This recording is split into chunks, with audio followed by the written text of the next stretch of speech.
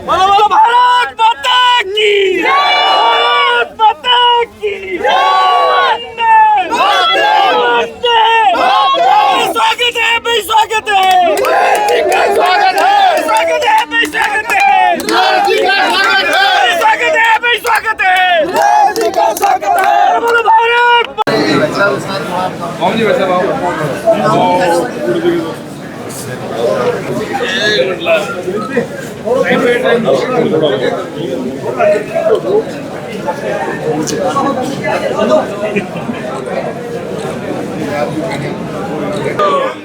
मातरम। Bharatiya Janata party जिंदाबाद जिंदाबाद। नरेंद्र मोदी जिंदाबाद जिंदाबाद। अमित शाह जिंदाबाद जिंदाबाद। नवीन जी जिंदाबाद। बीकानेर प्रवास पर आए, क्या किस तरह का कार्यक्रम रहने वाला? भारतीय जनता पार्टी का सभी पदाधिकारियों को प्रवास दैनिक क्रम के जैसे चलता है, पूरे वर्ष भर चलता रहता है। ऐसे लगातार कोई न कोई अपने जो पदाधिकारी रहते हैं वो कहीं न कहीं प्रवास में रहते हैं। अभी बीकानेर में आज प्रशिक्षण शिविर है, मंडल प्रशिक्षण शिविर, उसमें आज आना हुआ है। क्योंकि प्रदेश महामंत्री बनने के बाद और बीकानेर संभाग प्रभारी बनने के बाद पहली बार मैं यहाँ पहुँचा हूँ बीकानेर शहर में, इसलिए कार्यकर्ताओं में थोड़ा उत्साह है और उन्होंने स्वागत किया है। और मंडल प्रशिक्षण पूरे राजस्थान में चल रहे हैं, 1138 मंडल हैं और 31 मार्च तक सभी मंडल प्रशिक्षण भारतीय जनता पार्टी के पूर्ण होने वाले हैं। 24 घंटे का एक शिविर है। इसमें 7 सत्रों में विभिन्न विषयों पर भारतीय जनता पार्टी के कार्यकर्ताओं का प्रबोधन इसमें होता है, जो केवल संगठन के दृष्टि से वैचारिक प्रतिबद्धता का निर्माण करना, हमारे जो नए आने वाले लोग हैं या हमारे जो भारतीय जनता पार्टी काम क्यों करती है, उद्देश्य क्या है, कार्य पद्धति क्या है, हमारा वैचारिक अधिष्ठान क्या है, और राजस्थान सरकार की जो उपलब्धियां हैं माननीय भजन लाल शर्मा जी की, वो और नरेंद्र मोदी जी की जो गरीब कल्याण की नीतियां हैं, उस पर भी पूरा एकदम जिसको कहते हैं चिंतन करके और उसको एक बहुत बड़े व्याप में नीचे कैसे पहुंचाना, उस पर भी हमारी चर्चा होती है।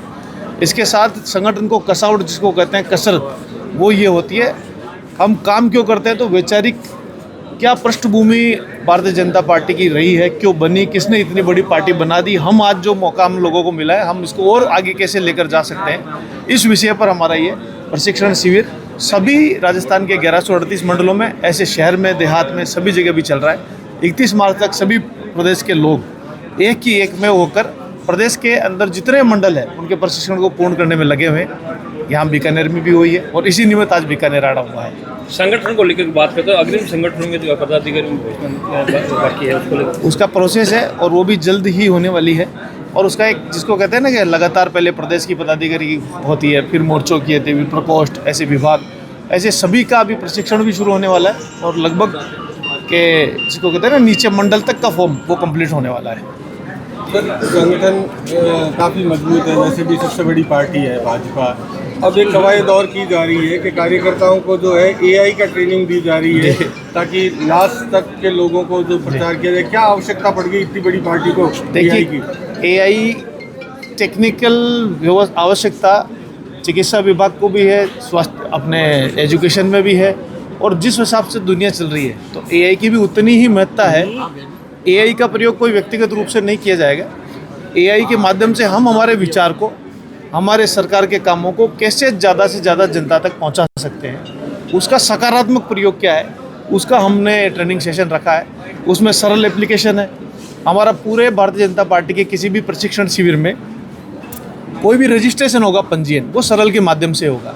100 रुपये जो दिए जाएंगे UPI के माध्यम से सरल पर ही दिए जाएंगे, और क्विज कंपटीशन भी सरल एप्लीकेशन पे ही है। तो पहले जो कागज़ अपने को काले करने पड़ते थे, अब वो एक मोबाइल के माध्यम से एक लिंक जाएगा, उसमें सारे प्रश्नों का उत्तर देकर अपना एक सर्टिफिकेट भी उसमें जनरेट हो रहा है।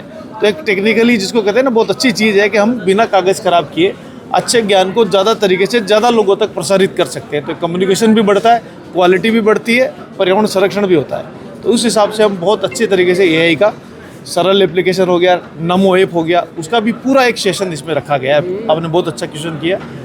पर 2 साल हो गए हैं सरकार को, 2 साल से ज़्यादा का समय हो गया है, पंचायत चुनाव आप करवा नहीं पा रहे, निकाय के चुनाव आप करवा नहीं पा रहे, क्या घबराहट किस बात की है? नहीं, क्या काम इसमें क्या किया? होता है कि कभी कभी क्या होता है, चुनाव करवाना कभी भी पार्टी का काम नहीं होता है, वो निर्वाचन आयोग का काम होता है। उसमें कोई भी प्रश्न भी करना है तो निर्वाचन आयोग से करना चाहिए, निर्वाचन आयोग तय करता है हमेशा। और भारतीय जनता पार्टी, जैसे हमारे मदन राठौड़ जी ने कल प्रेस कॉन्फ्रेंस करी थी जयपुर में, अभी बीजेपी राजस्थान पे भी उसको डला है, सेम क्वेश्चन उनके साथ किया है।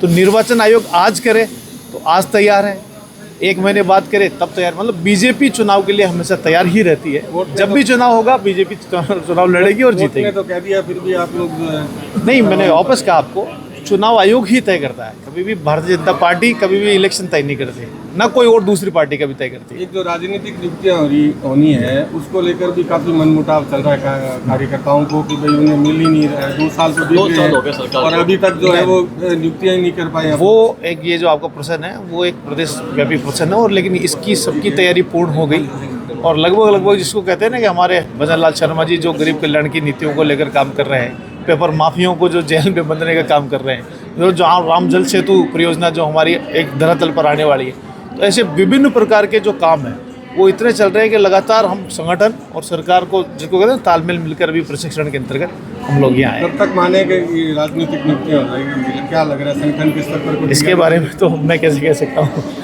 ठीक है।